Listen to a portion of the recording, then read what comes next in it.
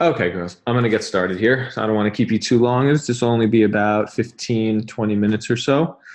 Um, I just wanted to go through a couple things with you to get set us up for success for tomorrow. A lot of this you may know, a lot of it you may not know. I do not expect everyone to remember everything, but if you can do the best you can to pay attention, right? Think about the position that you currently play, but also I want you to think about the other players on the field, even the positions that you don't play, for two reasons. One, we're missing a bunch of players this weekend, and you may find yourself playing a position you haven't played with me before. And two, even if you don't play that position or you never play that position, you need to know what the roles and the responsibilities of everybody on the field are for us to be successful. So it's very important that you pay attention to every step of the way here, um, and all the different roles. So you can see here we are sitting in. This is how we're going to start and play this weekend. This is a 4-2-3-1 formation. So you have your four backs, 1, 2, 3, 4. You have your two center defensive midfielders, so 4-2. You have your three center attacking midfielders. We'll talk about them a little bit more in a little bit, but they are center attacking midfielders, meaning there's never, well, not never, there's usually never much of a reason to get wide here. This wide space is for our wing backs, and we'll talk more about that in a few minutes. So you are right center cam or right center attacking midfielder, center cam or center attacking midfielder, and left cam or left center attacking midfielder. Okay, and then we have our one lone striker. Okay, so let's talk a little bit about, I have a couple of notes here that I'm going to look at, but the 5 most important things you need to know about this formation here. First, the outside fullbacks attack wide. So we're talking about our outside fullbacks here.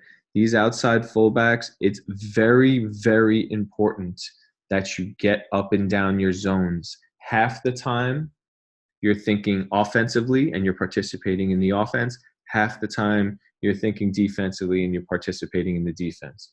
If the outside backs sit here and sit defensively and don't get up involved in the attack, then we don't have much of an attack. All right, we don't have width. We don't have players getting up to support the one striker. We don't have much of an attack. And when I was watching the Penn Fusion game the other day, this was happening a lot, right? We didn't have enough support. I think Ella was playing striker for the majority of the game. We didn't have much support for Ella because we were losing the ball. I mean, we were gaining the ball in the defense, our defensive half, and then we were trying to get it up to Ella, but she was there against 4 defenders, and there was no one there to support her. So for this exercise here, and for your knowledge, let me find my little annotations right here. But this zone right here, I'll do the best I can with the mouse. This is your zone, wing back. Okay, this is the zone that you want to get up and down. Same thing on this side. Okay, you have to get up and support in these zones. Okay, it's a must. So what does that look like? So if this ball is moving up here, wait, we don't want to do that.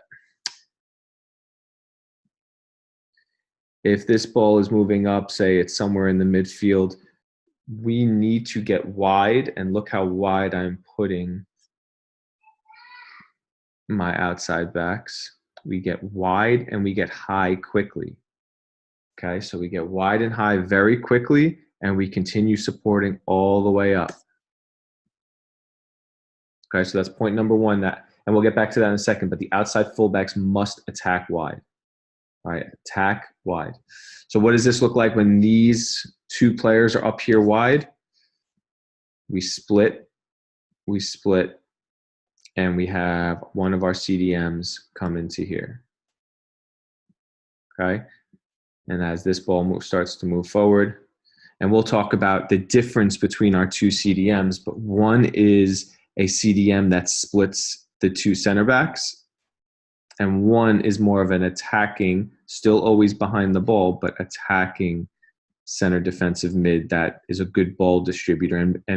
And Brooke, this weekend, this is mostly you, right? So if I have, just for example, and I don't know that I have all my positions and everyone worked out yet, but if the 8 is, say, Sarah, right? Sarah, if you're one of the CDMs, you're more of the slot back in and support the defense CDM, and Brooke, you're more of the follow the ball, always checking to the ball, always behind the ball, right?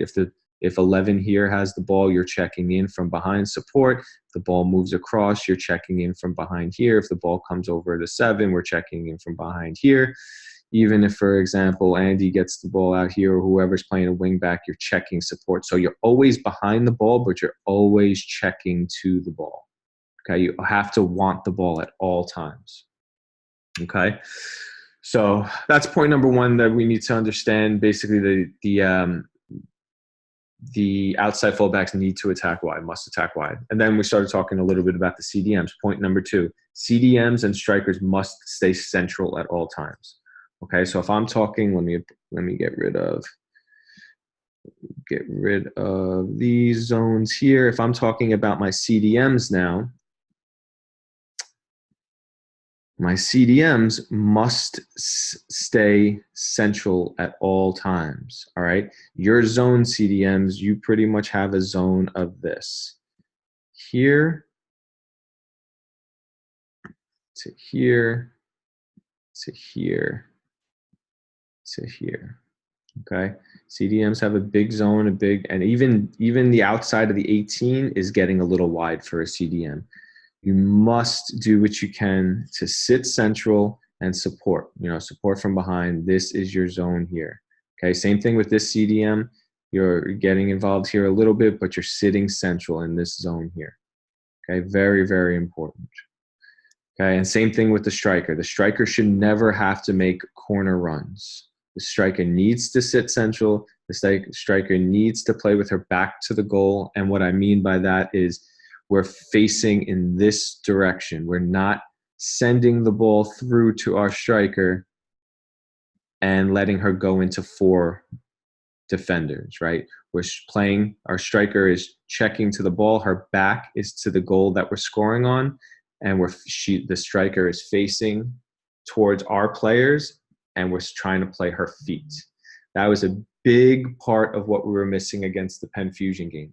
Every time we got the ball and we had the opportunity, we kicked the ball up and we said, Ella, go, and just go. And what happens? Their defenders win the ball, and we don't even have a chance up front. Okay, so what needs to happen is, let me just get back into our formation a little bit here.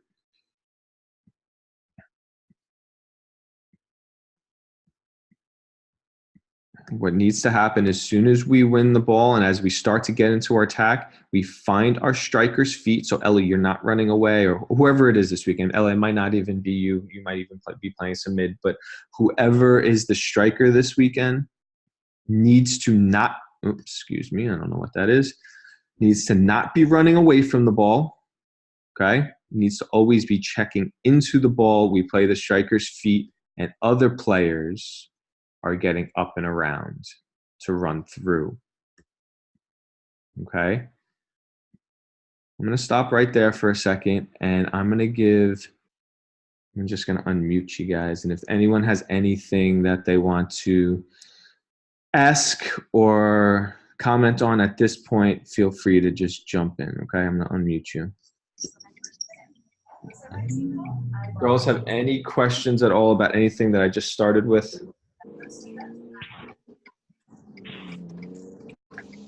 Okay. So again, it's very important that my striker sits central and that they're checking to the ball to receive the ball at their feet. This allows us to get forward much more, okay? If the striker can hold the ball and not try to force the ball forward into their 4 defenders, right? Because most teams have 4 defenders. Just about every team that you'll play this weekend will have 4 defenders. If we send this ball through our striker and try to have her play against 4 defenders, she will never, ever win that ball, okay? So the striker needs to check 2, get the ball at their feet, and then we get support around the striker, up and around the striker, okay? That's what it starts to look like, okay? So that is point number 2. Point number 3 is angled passes. So I'm pretty sure you girls know what the angled passes means or how we accomplish angled passes. So our passes, say this number 8 has the ball. It's very difficult to pass straight forward, and it's difficult to pass straight sideways. So your angled passes are back at an angle, forward at an angle, okay? So you want to really play these balls into space or play the balls at an angle. But that's something that we're going to need to work on, and that's not going to come easy. Right? Knowing the difference between a flat pass, a horizontal pass, and an angle pass. Okay? But we'll talk more about that. We'll get to the other 2 points in a second. But this is what I want to show you, and this is what we were working on a little bit yesterday at practice, girls. I said this over and over again in our possession drill at the beginning, and then throughout the practice, we were talking about making the field small when we lose the ball. Okay, so I'm going to show you our defensive formation. As soon as we lose the ball, no matter where we lose the ball on the field, it's extremely important that we get small and we protect the areas that are very important to us. Does anyone know what area is the most important to protect? Anyone have any idea? The goal. Right, so the goal, but I'm going to call this, let me get rid of these. Who said that? Was that a parent that said that? Yeah, that was my mom. Moms, hush. Girls, yes, the goal scoring area. We're going to talk about it. We'll talk about it throughout the year, but the goal scoring area, and it's also known as zone 14 when we start to talk about zones, but the goal scoring area is this area here. It's been said, and I don't know how many mathematicians I have on the team, but about 70% of all goals come from the goal scoring area or originate in the goal scoring area in here. So it is extremely important that as soon as we lose the ball and we start to get back on defense, we have 1, maybe 2 people tracking the ball to try to win it back immediately, but everyone else starting to drop, get small, and protect the goal scoring area. Now, what we have with our formation, we have 2 CDMs, 2 center backs, center attacking mid. If we can quickly get into this, and the 9, the center striker really does not have any defensive responsibilities other than trying to win the ball back, okay, when it's in your general area. But if we can quickly, as soon as we lose the ball, quickly get into this, we will give up very few, if any, goals ever, okay? There's one thing you girls need to understand, and this happens a lot. In this formation, there is a ton of space that we're giving up on the outside, and that is okay. If we lose the ball in this general area and the other team starts to dribble down the field, and we want to get up and try to steal this ball here, if we get beat here, because we're trying to steal the ball in this area, an area that is not dangerous, no one on the field this weekend, no one that you play against can score a goal from over here, right? No one's going to score goals from here. But if we try to get up here and we try to steal this ball here and we get beat, this whole thing is going to fall apart. This whole area, this is going to fall apart, because what's going to happen, someone else is going to come here and someone else is going to come here. And I don't know if you girls remember the first 2 goals that we gave up against Penn Fusion the other day. We got beat somewhere in this general area. They got down the sidelines. We had to spread. We had to come across here. We lost marks, and the ball came across, and they had 2 easy goals very early in that game. The only reason that happened is because we tried to steal the ball in an area that was not important to steal the ball. All right, you girls need to understand that. No one is scoring goals from out here. It's okay to give this up as long as we protect. Now, as they start to dribble down, do we want to sit back here and do nothing? No. What we want to do is get here quickly and just stay. We don't try to dive in and steal that ball. We stay. And as they start to dribble down the field, it's okay. As they dribble down, we're staying and we're protecting the inside. And we're protecting the inside. And what's going to happen is CDMs will start to come support a little bit. We'll come to support over here. And we can give this up. This is okay. Even if they get all the way down into this corner, they're not going to score from here. Okay, but as long as we get down here, as long as we're protecting and we're sitting central and we're staying compact, that's going to be okay to give up that space. So with this formation, we have strengths and we have weaknesses. And our strength is the middle of the field, right, where all these goals are originating, or all this goal scoring area is. That's our strength. Our weakness in this formation is the outside, but that's okay to have a weakness there. Okay, so then we are compact. We win the ball immediately. And if anyone can chime in here, what was I saying yesterday? As soon as you win the ball, what does your offense need to do? Make the field what? Anyone? Spread out. Yeah, spread out. Make the field big, right? So as soon as we win this ball, as soon as you win it, you need your outside backs to quickly get up and wide. And when I say wide, I mean like literally touching the end lines. I'm putting them on the end lines here. Touching, okay? Start to get wide. Start to get wide. My forward starts to stretch. My center attack and mid starts to stretch. We stay here. My CDMs start to get forward a little bit, okay? And then I lost it. This is a CDM. We get wide, my 8 will sit in, and then my CDM can be on the ball. But as soon as we win the ball, we need to start spreading out, okay? So we played a little game yesterday where in the middle of the field, it's quick play, 1-2 touch as fast as you can. As soon as you get to the outside, you have a lot more space, right? So that's what the idea here. As soon as you win the ball in here, I think this weekend we're missing Katie, but Juliana and likely Sienna, maybe somebody else will be playing center back. It's very important that my center backs understand that you are release valves. You are released from the pressure. So if we win the ball in here, there's not only so many of our bodies in here, but that also means there's tons of reds, or there's tons of the other team in here with us, right? Because typically other teams play maybe a 4-4-2, so there's 2 strikers and there's 2 center midfielders. There's just a lot of bodies in here. So there's very, very little space, little time to make anything work in here. If you can do it and you're successful at it, great. But what the best thing to do, as soon as you win that ball, you want your center backs to drop off. You release pressure with a center back. This starts to come here. And then once we release pressure with a center back, we can get out wide.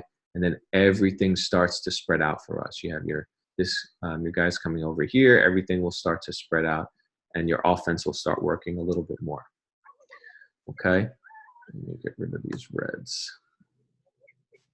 Okay, so again, it's just really important. As soon as you win the ball, you find some type of space. And with this formation, your space is going to be 1 if your center backs can drop off and they find some space for you, or you go wide quickly. But your wing backs, your outside backs need to get wide and need to get up the field quickly. Okay? And then as we start to transition, right, this is what our formation will start to look like. Your wing backs start to get really far, really high and wide. Your striker starts to get wide. We start to spread out this way. Okay, your center attacking mids are all tucked in a little bit. Your 6 is starting to support, and maybe we start to look a little bit more like this. Again, the 8 is a CDM, so the 8 is dropping in to split the 2 center backs. Okay, and that is what our offensive formation will start to look like, right? So we're moving the ball where we got high and wide here. We have a lot of bodies on the inside here, and we have our CDM supporting from behind everywhere that the ball's going. Okay, and then the last thing that I wanted to talk to you about before I let you go is supporting this striker, right? So we talked a little bit about it at first, but it is very, very, very important that we don't just kick this ball up to our one striker, right? I said this before, but I'm going to say it again. There are at least every single team you're playing will have at least 4 defenders. At least 4 defenders. Okay, sometimes maybe even 5. If they're playing an offensive style of play like us, where they're getting their wing back forward, then maybe they'll have 3. But regardless, even if there's 3, which is the least amount they'll have, 1 forward, I don't care if it's Ella or anyone on the team, 1 forward is not going to beat 3 defenders. Okay? Doesn't matter who you are. It doesn't happen in the professionals. It doesn't happen in college. It doesn't happen in high school. It just very, very rarely happens that 1 player can beat 3. So what does that mean? This player should not be running away from the ball. This player should not be going for through balls. This player should not be doing any of that. This player should be checking to the ball. Right? If we win this ball in the midfield and maybe Brooke gets the win, wins the ball, plays it out wide or to one of your CDMs, or I mean one of your center attacking mids. We're checking to the ball to receive the ball at our feet. And not only that, our 7, our 11 cannot just sit back. That was another big issue that we were having. When we were winning the ball, let me just show you what this looks like. When we were winning the ball against Penn Fusion, they had so many bodies forward. We had to drop bodies, which was fine. That's exactly what we talked about before, right? Dropping bodies in, protect the goal scoring area. But as soon as we won it, we kicked this ball up to Ella, and he said, Ella, go have fun. Go try to score. And we did not get up fast enough to support. This has to be an all-out sprint, work your butt off to get up to support your forward. Because if we do this correctly, as soon as we win the ball, the second we win the ball, we pick our head up and we find our striker checking to the ball. Our good striker is going to receive the ball at her feet and do what she can to hold the ball. And that does not mean turn and go forward. That means receive the ball at your feet and dribble maybe sideways, maybe even a little bit backwards, anything you can to hold the ball for maybe 3 to 4 to 5 seconds so that these players can get up to support. Okay? That is very, very important, girls. You cannot leave your striker out to dry. We will never score goals like that. So you win the ball, you find your striker's feet, she holds it and holds it and holds it until she can get like a little drop pass, or maybe she holds it for a split second, right? The defense starts to come close to her. She drops it off to your 10, and that between her holding it for a second and then dropping pass here, that gives us enough time to get up the field and get up there to support. Okay, this is very important. That's the only way we're going to score goals. If we do not get up to support our number 9, to support our striker as fast as we can, she'll be all by herself and she'll never score any goals and we'll never get any opportunities. Okay? There's a lot more, plenty more to talk about, but I'm not going to throw that much at you. I just want you to understand these couple of things for the weekend. Okay? 1, defense means getting very small and protect the goal scoring area.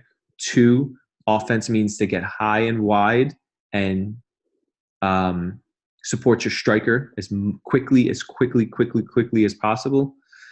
And then the third thing is I just wanted to have the opportunity to talk to you girls a little bit about the tactics and the formation. I'm really excited about the weekend. It's the first time back with you girls in a while. And we're going to have a good year. We have some good guest players coming to join us this weekend. And I'm really excited. So I want you girls to come to these games confident, come prepared. We have a very early game tomorrow, so get a good night's sleep. If you wake up at 6, I don't know what time your parents are telling you need to wake up, but you should not be eating breakfast, like a big breakfast, no later than 6 a.m. And I know that's really hard, and I hated doing it when I was a kid. When you have those early tournament games, you need a breakfast in you. If you didn't eat dinner already tonight, you need to eat some pasta, a lot of carbs. Okay, you need to eat a lot of carbs, a lot of pasta the night before games. But if you eat on your way to the game tomorrow and you're starting to eat like around 7, 8 o'clock, but 9 o'clock you're going to be completely dead. So you're not going to, it takes 3 hours to digest food. Okay. For soccer players, right? Other sports are different, but for you, how much running you're going to be doing all weekend, you're going to need 3 hours to digest your food. Okay. There's my 40 minutes. So this is going to shut down on you in a second. So again, so eat as early as you possibly can. Rest tonight. I don't know how many. I usually have to tell my boys to not stay up and play video games all night, but I don't know how many of you girls stay up and play video games all night. But get some sleep. We have the early game tomorrow, and then we have a nice big long break, and we have 4 games this weekend, and I'm looking forward to winning a championship with you girls. Okay. So if no one has any questions, does anyone have any questions that you want to talk about real quick before we get shut down? I have a question. Sure. Who's that? Joanna. Hi, Joanna. What's your question? How deep can the center attacking mids go? So how deep you're saying? Yeah. Defensively. Good question. So right. Attacker. So your 4s and your 5s are your center backs, right? They're going as deep as the ball is, as far back as possible. It's for your 10. So you're talking about your 10. Like the 11 and 7. So the 11s and 7s, depending on where the ball is, your zone is pretty much penalty box to penalty box. Okay, so you never really are defending inside the penalty box unless it's specific situations like a corner kick or a free kick or anything where you want to get here. It brings me, that bank actually brings me to another very good point that I want to point out one more time. But just to answer your question, Joanna, the 3 center attacking mids are penalty box to penalty box. Okay. They should really, the center attacking mids do get inside the center, the offensive penalty box, but they never really get inside the defensive penalty box unless it's necessary for free kicks or things like that. But on corners and on free kicks or anything where you end up where your shape gets all distorted and you end up looking something like this, which happens a lot, where right, if we're defending a corner and we're kind of just in this weird no shape, right? We're kind of just all over the place.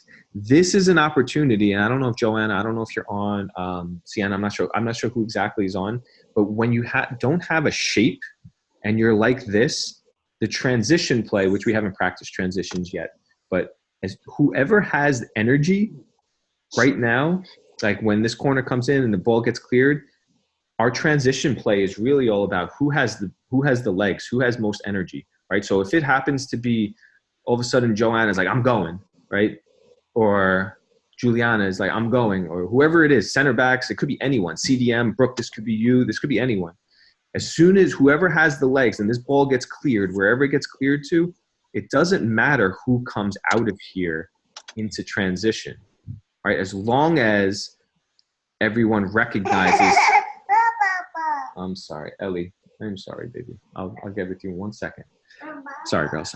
Whoever has the legs, whoever has the energy at that particular moment, just go. Get forward.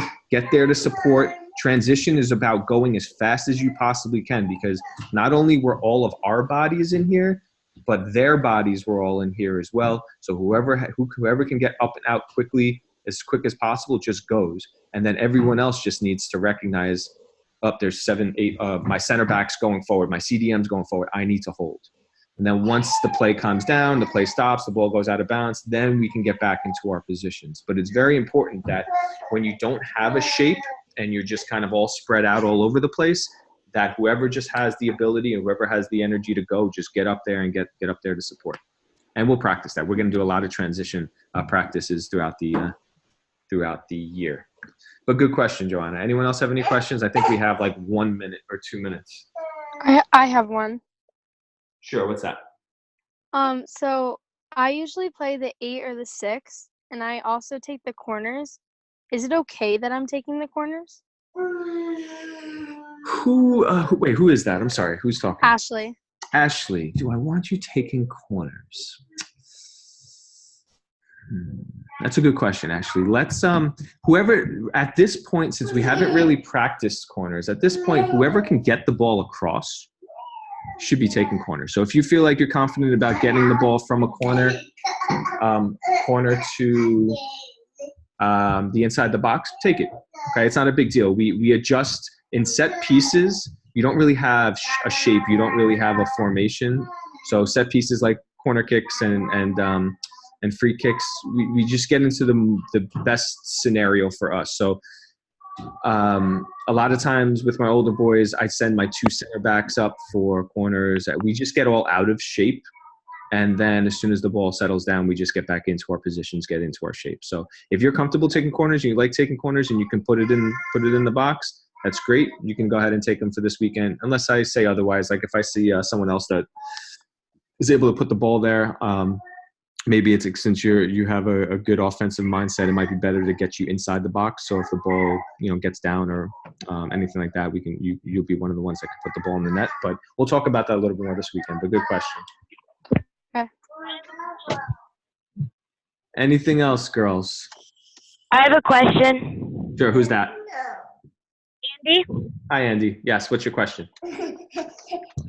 since I'm usually defense, should I take like the outside free kicks or should the center backs take those? Good question. So, Andy, I'm going to talk to you a little bit about your position more. Your position right now that you've been playing, the wingback, is between them and the CDMs, the 2 most important positions on the field. If you girls don't play your positions correctly, then our formation just doesn't work. So in terms of free kicks, what I'd like you girls to try to do this weekend is as soon as you lose possession of the ball, as soon as the whistle blows for a free kick, I want you to try to put the ball down and play quickly. I'm not sure who has the biggest leg on the team, but if from taking a free kick, if we can't put the ball in the box, like in the offensive box from a free kick, then we shouldn't be kicking the ball long. Right? We shouldn't give up those 50-50 balls, meaning, put the ball in the air and whoever gets it, gets it. We should try to do the best we can to keep possession. So if you're taking if we get a free kick, like say over here, right? And we're going the wrong way. If we're scoring in this goal here, right? And we get a free kick here going this way, no reason to everyone go as far as we can over here. And then we take a big kick. Like that's not useful at all. If anything, set it up like that and then quickly give this ball to this person. And then we play from possession out of the back. That's again, I'll talk to you more about that, but I want to see you girls playing smarter, not harder. Every time you kick the ball as hard and as high and as far as you can, you're actually creating more work for yourselves. Or you have to work harder and you have to win that ball back. If we have possession of the ball on a free kick, let's try to keep possession of the ball by playing small, playing quick, and then working from the back. Okay? Perfect. Any other questions? Okay, good. We're about to get cut off anyway. So, girls, thank you for joining. I'm going to keep getting better with the way I'm using this software. I don't even know how all these arrows ended up on the screen. So this is just a new piece of software that I'm using. But I'm glad you girls were able to join, and I will see you girls bright and early tomorrow. All right, girls, I will see you soon. Have a good night. Thank you. You too. Thank you. Okay.